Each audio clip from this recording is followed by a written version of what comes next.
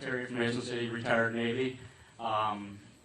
Look forward to you to go against Nikki Haley again when she gives you crap about their foreign policies and tell her that you can tell her that you'll put her on your cabinet. She will. One quick thing is President Trump passed a law for us veterans to go see a doctor if we wanted to after 6 months, not if the VA couldn't get us in.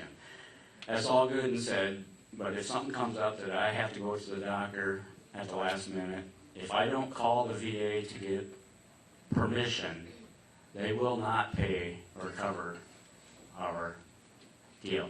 So with that in mind, and also with the veterans that stood up, I don't know if most people know it, but 22 veterans a day commit suicide. 22 a day. So just kind of a food for thought. Thank you. Yeah. Well, thank you for your service. And I love your shirt. You want to stand up? Show everybody? Yeah. Don't tread on me. And just liberty or death. Read the papers. I appreciate that. So I think this is, so somebody asked me the question yesterday, actually. I was at an event in Missouri. They said, what are you going to do for health care reform? I have a lot of views on health care reform, but I don't make promises of what Congress has to act on. See, this is one of the things where I learned from my predecessors. Repeal and replace Obamacare was the top legislative promise in 2016. It didn't happen. So none of what I'm going to tell you is going to be contingent on Congress acting. I'll tell you what I might want to do, but that's not a promise.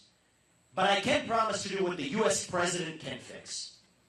Shutting down those government agencies, 75% headcount reduction in the U.S. federal government, unlocking the U.S. energy sector, drill, frack, burn coal, embrace nuclear, all the stuff I'm talking about, that's what the U.S. president can himself get done.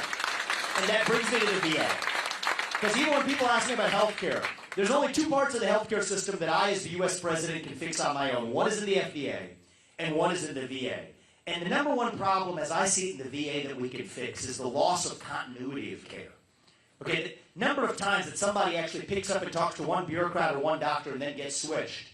That's actually what happened to many of those 22. Actually, on my study of it, that number might be closer to 40, actually. Yeah, it's gone up a lot. And so it's somewhere between 22 and even over 40 veterans per day committing suicide. These are people who have served our country. And so I think there's two fixes that I can deliver as U.S. president. Bring meritocracy back to the VA. We do not have the best and the brightest working in the VA. We have people who are protected by so-called civil service protections. I'm going to get in there and clean house. I mean, that's the real answer, is we can't give the bottom of the dregs to protect our veterans. To the contrary, we actually need meritocracy in the VA. The continuity of care problem has to end. And then with the FDA, I am a right to try evangelist. Okay, many of those veterans are turning to fentanyl in this country. I'm about to tell you something that's been another one of those cases, badly distorted, but that's okay. I'm going to state the truth so you all know actually what I do stand for. Many of those veterans are turning to fentanyl. How do we end the fentanyl crisis? First thing is you seal that southern border. You have enough fentanyl flowing across that southern border that is going to kill 50 times the number of people who died on 9/11 dying this year as a consequence of fentanyl poisoning in the United States. This is a fixable problem.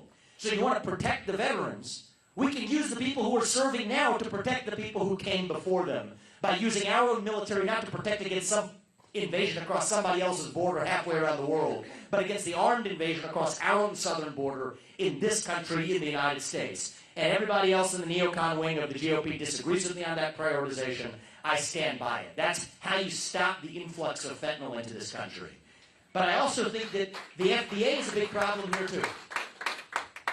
This one where the fake news headline you will read. And I'm just telling you how the system works. I've learned. I'm not a politician. This is all new to me. I'm learning it in real time, and I'm sharing it with you.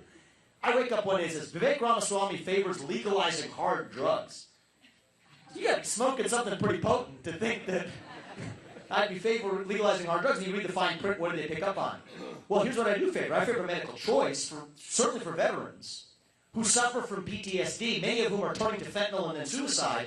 Yes, I do stand for ayahuasca, ketamine treatment, and psilocybin treatment for veterans who suffer from PTSD to have the right to choose, even if that's midway through going through the FDA approval process and not from a standard pharmaceutical company. That's not a Republican idea or a Democrat idea. But it is unconscionable that we have, I think the number is closer to 40 veterans per day committing suicide, many of whom suffer from PTSD. And I'm not going to be a commander-in-chief that just stands by and recites partisan slogans memorized in 1980, watching that happen on my watch. No, that's not how we're going to do things in this country. And so somebody's going to take that, just like the last one, right? You see, and you're going to see this more. Outsider like me, coming in, challenging an establishment orthodoxy, you're going to hear a lot more of this, and that's okay. But I'm going to be honest with you at every step of the way. Standing up for veterans with PTSD to have medical choice. If somebody wants to distort that and say Vivek favors legalizing hard drugs, so be it. We will always stand for the truth. And the job of the commander-in-chief is to stand for those who serve and those who have served, who we will not leave behind in this country. Thank you for your service, and I appreciate it.